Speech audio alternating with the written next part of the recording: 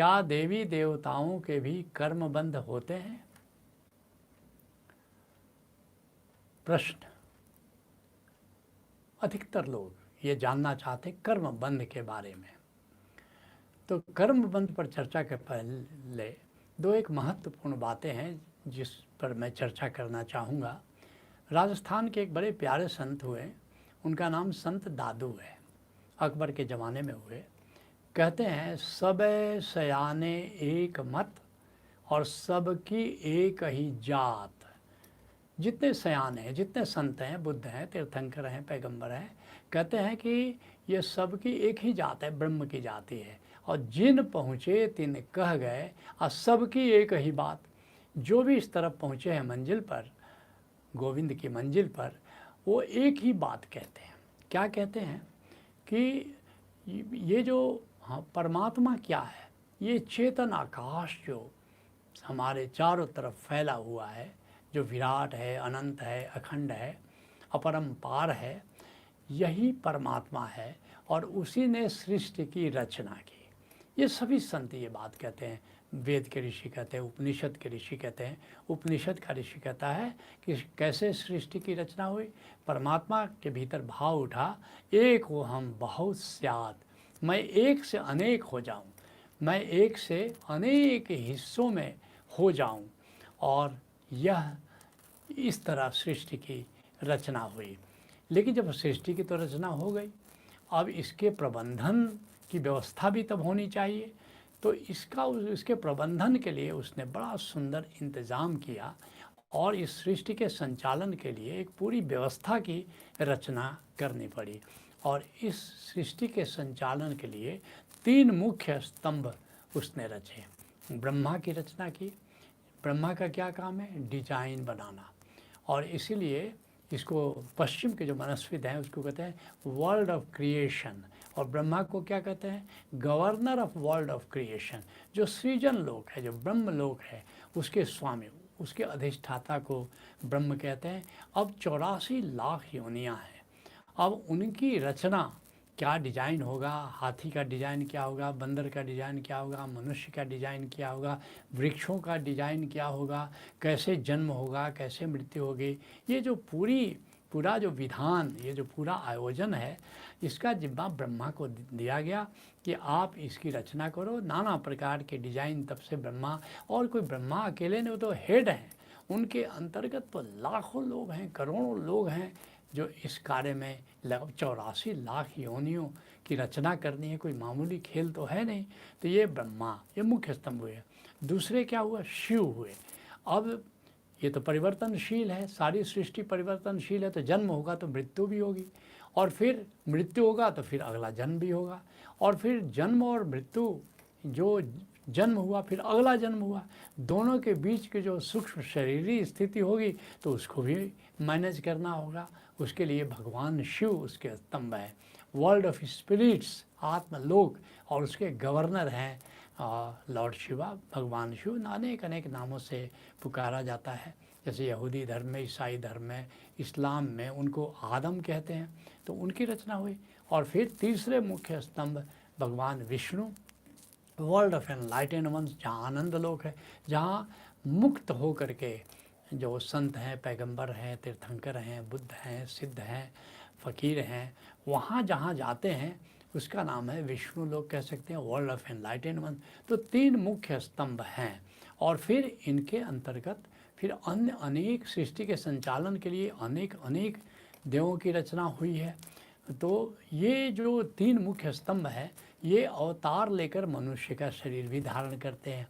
जैसे जो विष्णु हैं, कभी राम बन करके आए, कभी कृष्ण बन करके आए, 10 अवतारों की बात है। ऐसे भगवान शिव भी अवतार लेकर के आते हैं। जैसे गुरु गोरखनाथ, वो शिवावतार माने जाते हैं, महाअवतार उनको कहा जाता है। जैसे हनुमान, ये भगवान शिव के अवतार हैं। दत्तात्रेय में तो ब्रह्मा विष्णु महेश, वो तीनों का अंश मौजूद था। तो ये अवतार लेकर के आते हैं। और इसी तरह से सृष्टि में जैसे पृथ्वी मंडल है, और पृथ्वी मंडल का भार गणेश जी पर है। उसी तरह जल मंडल, वरुण उसके अधिष्ठाता हैं। वह उसी तरह से ऊर्जा मंडल है, अग्निदेव उसके अधिष्ठाता देव हैं। इस तरह वायुमंडल है, उसके गवर्नर को अधिष्ठाता वायुदेव हैं। ऐसे आकाश मंडल है, आकाश में कैसे बादल बनेंगे, कैसे बारिश होगी, कैसे तापक्रम का नियंत्रण होगा, ये भगवान इंद्र हैं। ऐसे ये तो मुख्य देव हैं। सनातन धर्म कहता है कि 33 करोड़ देवता है, क्योंकि अलग अलग क्षेत्र है, अलग अलग जगह का मैनेजमेंट है। तो इस तरह से अनेक अनेक देव हैं जो इस सृष्टि के संचालन में भाग ले रहे हैं। उसी तरह से देवियां हैं, जैसे सरस्वती हैं, ब्रह्मा की जो शक्ति है, बुद्धि की जो शक्ति है, उसको मैनेज करने के लिए।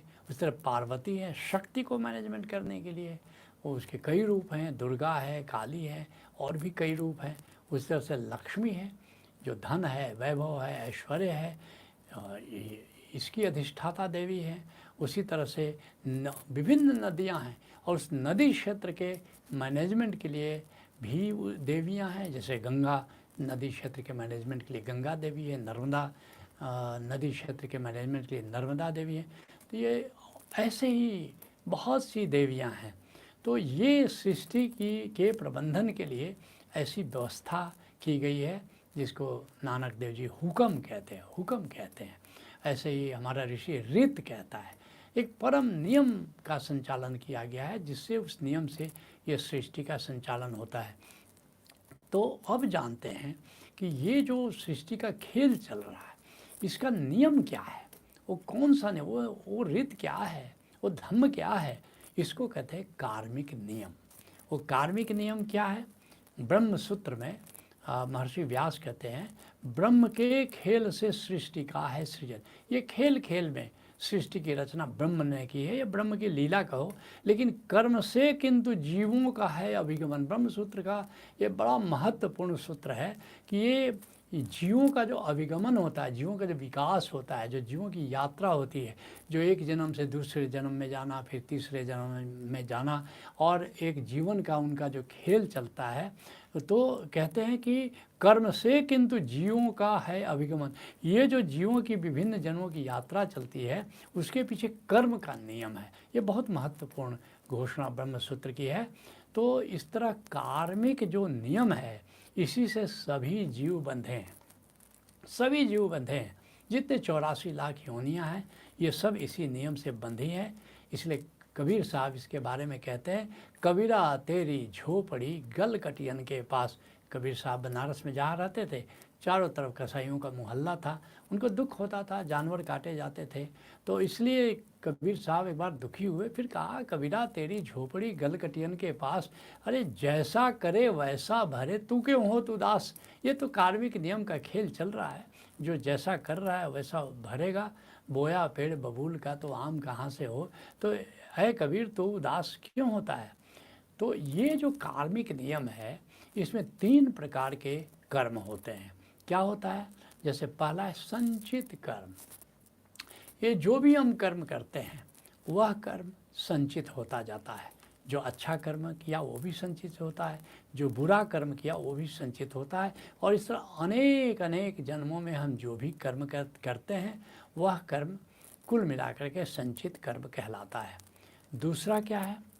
संचित कर्म है, प्रारब्ध कर्म है, और क्रियमान कर्म है।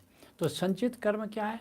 इसी जन्म अथवा पूर्व जन्मों के जो एकत्र कर्म होते हैं, उसको संचित कर्म कहते हैं।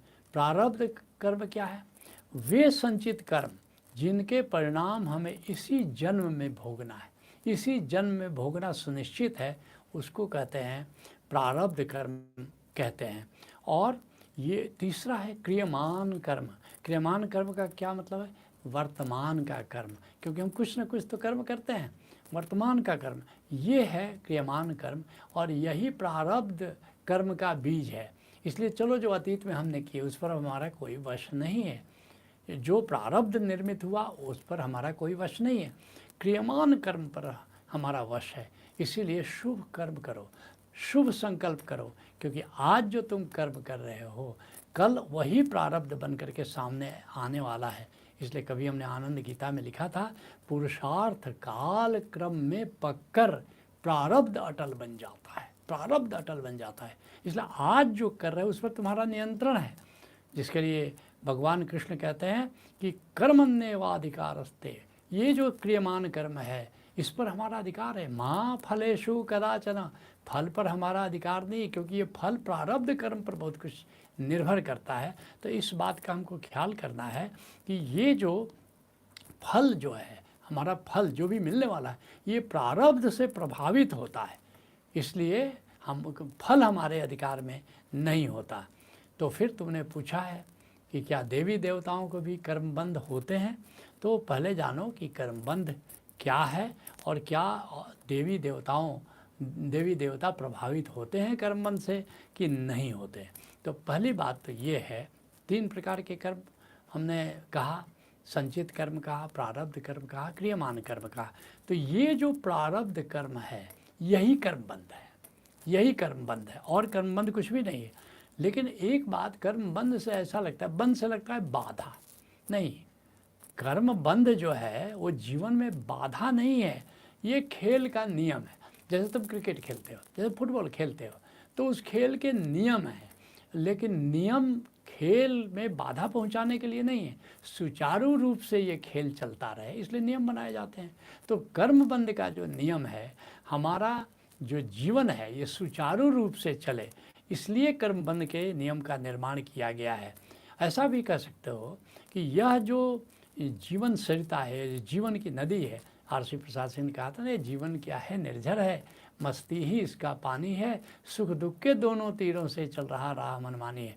तो ये जो जीवन की सरिता है, इसके 2 कूल होने ही हैं, और वे 2 कूल क्या है, पाप और पुण्य है। और पाप क्या है, जब किसी को तुम सताते हो, महर्षि व्यास का एक बड़ा प्यारा वचन है, 18 पुराणेषु व्यासस्य वचनम द्वयम, 2 ही बात है, क्या, परोपकाराय पुण्याय पापाय परपीडनम। जब परोपकार करते हो तो पुण्य बन जाता है, और जब किसी को सताते हो, पीड़ा देते हो तो पाप बन जाता है, और यही फिर आगे हमारा प्रारब्ध बन करके सामने आता है। तो ये जो है, इसी पाप और पुण्य, सुख और दुख, और इसके बीच से हमारी नदी बहती है। कोई नदी जा कर के कहे कि हे परमात्मा, हमको तट मत देना, हमको ये 2 तट मत देना, बिना दोनों तट को हमको बहने की इजाज़त देना। परमात्मा हंसेगा, कहेगा ये कैसे हो सकता है, अगर तुमको बहना है तब तो 2 तट होना बहुत ज़रूरी है। ऐसे ही जब तुम जीवन में आओगे और नदी की तरफ बहना चाहोगे तो 2 तट तो होने पड़ेंगे, और वो वही तट है पाप और पुण्य, वही कर्मबंध है। तो ये जो कर्मबंध है ये कोई बाधा नहीं है, बल्कि ये क्या है, ये जीवन के विकास की प्रक्रिया है। इन्हीं 2 तटों से होकर के हमारा जीवन विकसित होता है, बाधित नहीं होता है। इसी को पश्चिम की जो दृष्टि है वो कहती है कि कर्मबंध जो है वो पाठ सीखने का आयोजन है, ये विद्यालय है, ये पाठशाला है, ये हमारे जीवन को अवरुद्ध करने के लिए नहीं है, ये हमारे जीवन को विकसित करने के लिए है। अब ये जो कर्मबंध है ये जीवों पर लागू होता है, अशरीरी तत्वों पर नहीं होता, अशरीरी तत्वों पर नहीं होता। जितने जीवधारी, शरीरधारी जो जीव हैं, केवल उन्हीं पर कर्मबंध लागू होता है, अशरीरी तत्वों पर नहीं होता है। इस प्रकार देवी देवताओं पर ये लागू नहीं होता। क्यों? क्योंकि देवी देवता अशरीरी हैं, इसलिए उन पर ये प्रारब्ध कर्म या कर्मबंध लागू नहीं होता। हाँ, संचित और क्रियमान कर्म उनके भी होते हैं। जो भी कर्म देवता करेंगे, जो भी कर्म देवी करेगी, ये उन पर भी संचित कर्म उनका भी होगा और क्रियमान कर्म उनका भी होगा। और जब वो शरीर धारण करेंगे, चाहे वो विष्णु क्यों ना हो, चाहे शिव क्यों ना हो, ब्रह्मा क्यों ना हो, कोई देवी क्यों ना हो, जब वो शरीर धारण करेंगे तो खेल के नियम की तरह ये प्रारब्ध कर्म, ये कर्मबंध उन पर भी लागू हो जाएगा। एक उदाहरण से समझो, जैसे सचिन तेंदुलकर है, एक महान क्रिकेटर है, अब रिटायर कर गया, वो क्रिकेट नहीं खेल रहा है, तो क्या क्रिकेट का नियम उस पर लागू होगा? नहीं होगा। लेकिन जो फिर से उसका मन हुआ कि चलो आज क्रिकेट खेलते हैं, तो जब वो खेलने आएगा तो क्या उस पर नियम लागू नहीं होगा? उस पर भी तब ये नियम लागू हो जाएगा। ठीक ऐसे ही जो भी शरीर धारण करेगा, अर्थात ये जो योनियों में आकर, जैसे मनुष्य योनि में आया, अब राम बन करके विष्णु आते हैं, कृष्ण बन करके आते हैं, अब नर योनि में आए, मनुष्य योनि में आए, तब जाकर के कर्मबंध का अब नियम लागू होगा। जैसे विष्णु के रूप में वो नारद को परेशान कर देते हैं, वो एक मोहिनी रूप पर मोहित होते हैं। नारद शादी करना चाहते हैं और उनको कहते हैं हरि अपना रूप दे दो, तो हरि का एक अर्थ बंदर होता है, तो बंदर का रूप दे दिया। बड़ा उनका मजाक उड़ता है, बड़ा उपहास होता है। तो कह देते कि तुम जिस तरह हम जिस तरह एक नारी के पीछे पागल हो करके गए, ठीक ऐसे ही तुम भी जब धारण करोगे मनुष्य का जन्म, तो तुम भी एक नारी के लिए इधर उधर व्यग्र होकर के फिरोगे। राम हुए तो फिर सीता के ढूंढने के लिए व्यग्रता से इधर उधर चले। तो जब कोई देवता देवी शरीर धारण करके यहाँ पर आएगा तो फिर वो प्रारब्ध कर्म हावी हो जाएगा और तब उस पर लागू होगा। लेकिन जब तक वो अशरीर स्थिति में है, देवी और देवता की स्थिति में है, तब तक उन पर कोई भी कर्मबंध लागू नहीं होता। आज के सत्संग को यहीं विराम देते हैं। हरि ओम तत्सत।